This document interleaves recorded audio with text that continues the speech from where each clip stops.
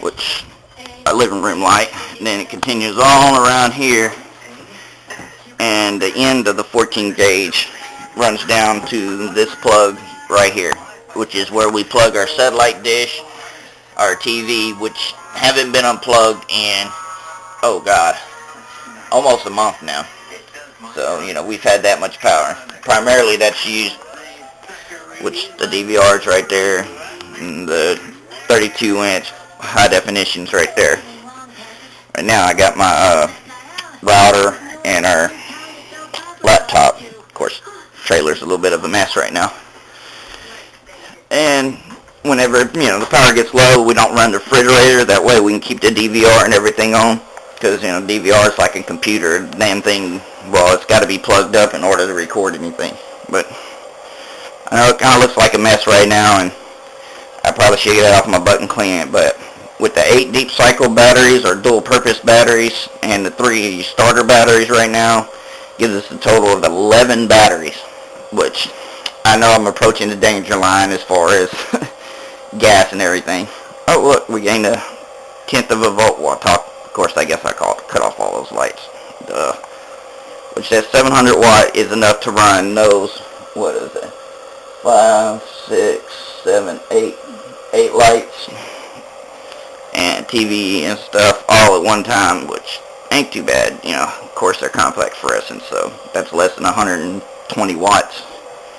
But I like my little setup, and other than putting the batteries in a box and venting them, and maybe tidying some of this stuff up a little bit, but I had to spay the wires out, kind of fan them out because of the little connecting knob or whatever right here. I couldn't boot them up right.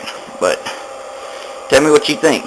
Actually, I got this little inverter tied in right here with some of the extra 6 or 19-inch battery cables instead of using the battery clamps, and it's screwed to the wall, which I have a 3/4 inch plywood. That way I can screw everything to, and won't really, because, well, paneling, it ain't going to stick to the paneling too well.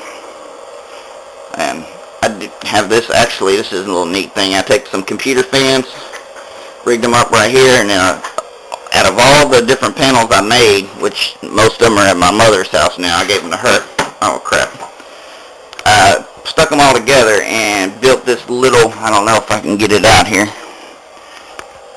and all these broken cells and everything, I glued them all together and made I think it was a little less than 5 watt panel, which I stuck in the window to help block some of the sun from coming in here and heating up. But they run to these little fans, so whenever the charge controllers start producing power and the sun's good and bright outside, they get a little warm.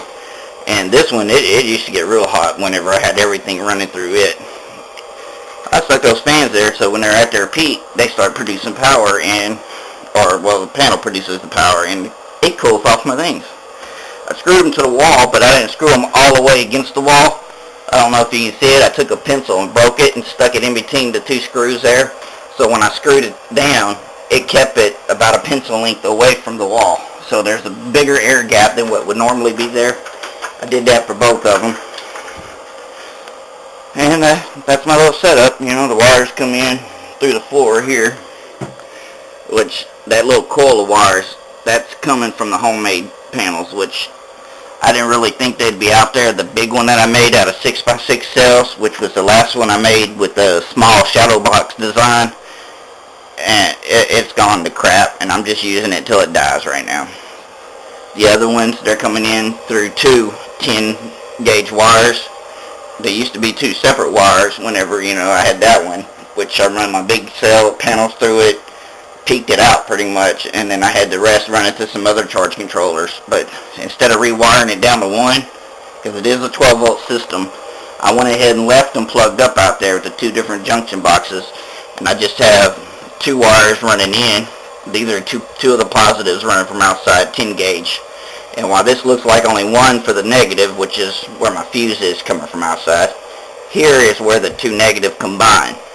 The 2 black combine inside this little conduit or whatever, and run up through the single fuse box.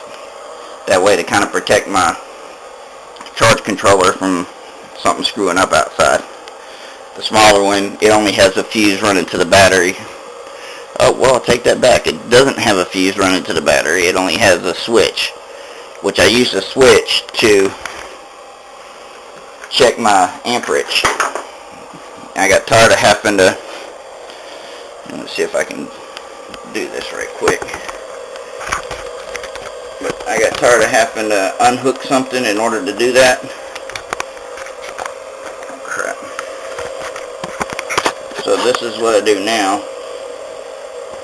When I want to check the amperage, both of them have this, by the way, is I'll take the two screws and I'll put my meter on there, and then I'll flip the power switch off, which then runs the power through the, oh, we're not getting very much right now, and that way I can check my amperage without actually having to disconnect anything or whatever, which I thought it was a pretty cool little trick. But I imagine people already do that. They wire everything up into a box and have it sit nice and pretty, you know, next to everything, to where they flip a switch and it tests it and flip it back. But I'm a ghetto guy.